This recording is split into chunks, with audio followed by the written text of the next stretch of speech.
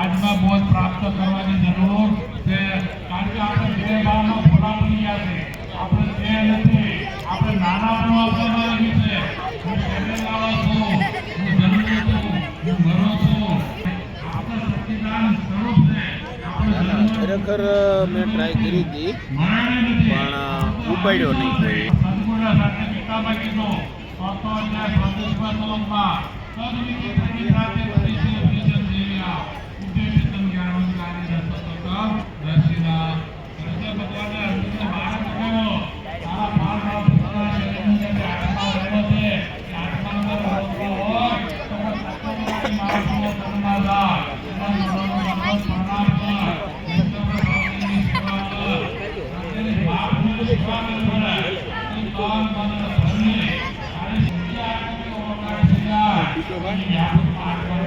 આવવાનું છે આગળ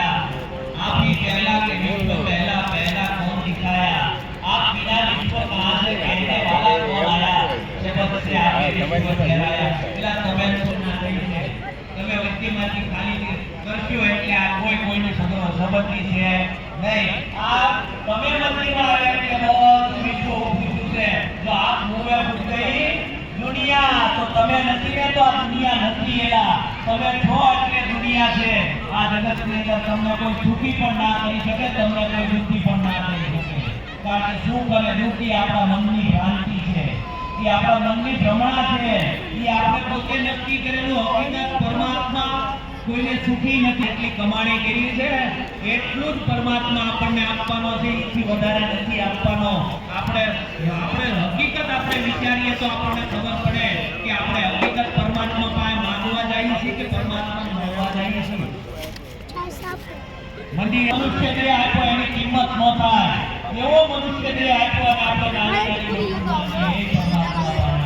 એને કરોડો અબજો લઈને આખું કદાચ સૃષ્ટિનો દોલત આપી દો તોય ન આપી શકાય કે સતત રૂપી ધન મળ્યું સદગુરુ મળ્યા છે તેથી માંગવાનું તારું મટી ગયું મૂર્ખ ખોની કરે છે આ વેદ કરીએ છીએ આપણે હકીકત જો આત્મતત્વની ઓળખાણ થઈ હોય ને તો એની માંગ મટી જાય એને જીવનમાં કોઈની પાસે માંગવાનું ન રહે કારણ કે એ તો બાદશાહનો બાદશાહ હોય એ દાસ મટી જાય એની કોઈ ચાહ ન હોય કારણ કે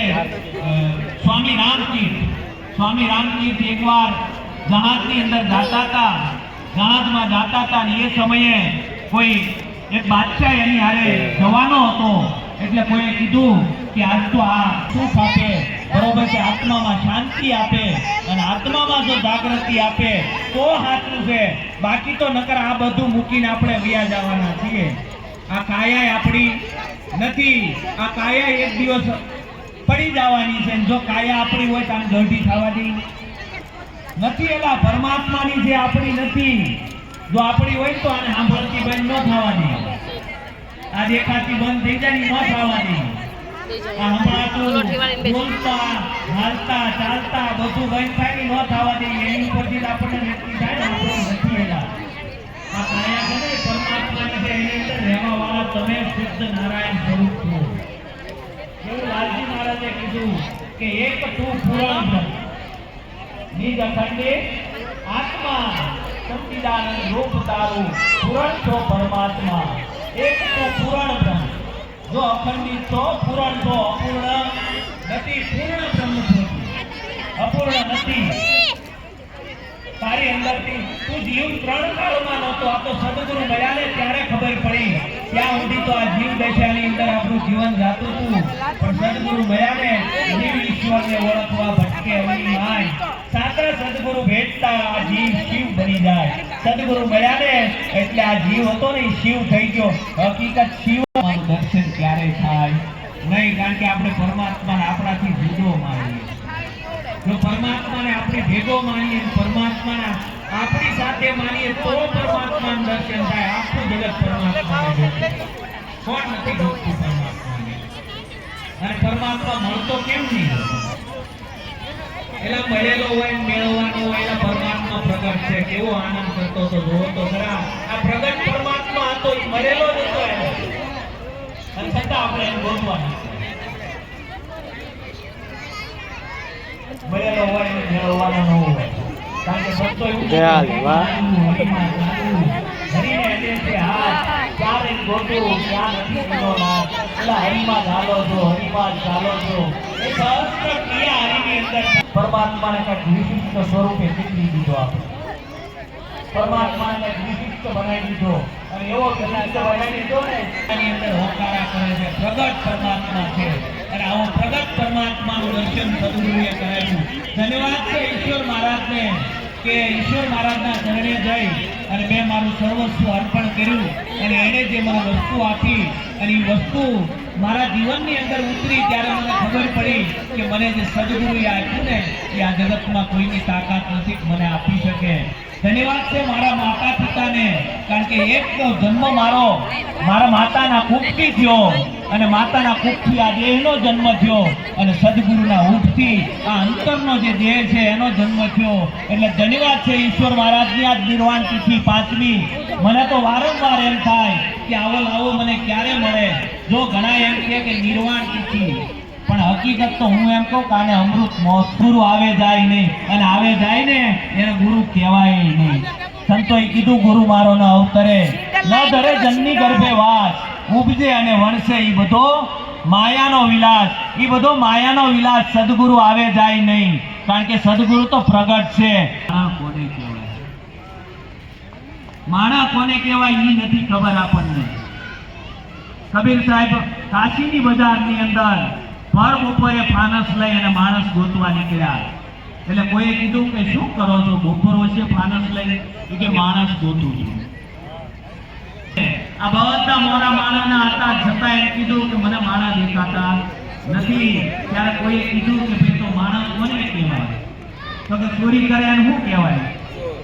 તો કે ચોર કહેવાય. એને માણા હોવા છતાં માણા ન કહેવાય. તો આપણે વિચાર કરવાનું, જેટલા અવગુણ આપણી અંદર પીડ્યા છે ને એ માણા હોવા છતાં આપણે માણા છીએ નહીં. આ તો સદગુરુની કૃપા થઈ કે આપણને માણા બનાવ્યા, અને માણા બન્યા ત્યારે એવા ભક્તિને પામો કે આપણે જીવનમાં ભક્તિ તો કરીએ છીએ, પણ ભક્તિનો પાક આવતો કેમ નથી? કાંઈક નિંદામણ આપણી અંદર પડ્યું છે, અને આપણે જે કાંઈ ભક્તિ કરીએ છીએ ને એ ઓલા નિંદામણના ખાતામાં વહી જાય છે. એટલે જેવો જોઈએ એવો પાક આપણા જીવનમાં આવતો નથી. આ જો પાક લાવવો હોય તો નિંદામણ કાઢવું પડશે અને ગોળવું પડશે. એટલે ખૂબ ધન્યવાદ. આટલા બધા બહોળી સંખ્યામાં બધાએ હાજરી આપી છે. એટલે બેલડિયા પરિવાર ફરીવાર તમારા બધાનું હાર્દિક સ્વાગત કરે છે. અસ્તુ. સદગુરુ મહારાજની જય.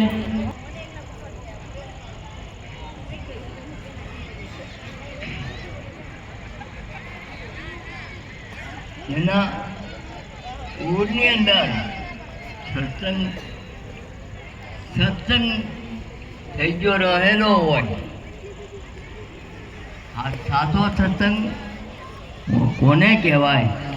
કે અંતર ભીતરમાં, એના ભીતરની અંદર ઉતરે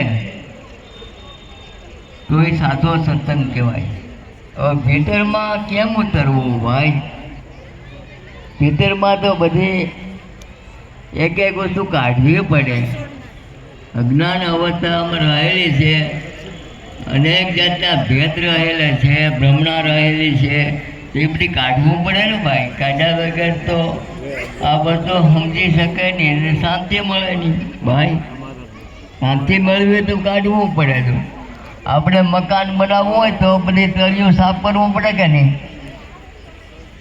એક એક વસ્તુ કાઢવી પડે. કાઢીને પછી પોતે મકાનના પાયો દોરવો પડે, નકશો એનો આપવો પડે અને પછી મકાન થાય. એમાં આપણી અંદર અવિદ્યાનો માલ પડેલો માલ છે, એ આપણે કાઢવો પડે. આપણે નડતર વસ્તુ હોય ને આપણે કાઢવી પડે. કરી પ્રથમ 5 શીલનું પાલન કરે ને એને હું એમ કહું કે ભગવાન સ્વરૂપ જ બની જાય, એમાં કંઈ અધૂરું ન રહે. આવી વાત છે સદગુરુની. એના વસનની અંદર આવે રહે, વસનથી ઉથાપડ, વસનથી વધેની કોઈ વસનમાં રહ્યા પૂરીપુરાણ.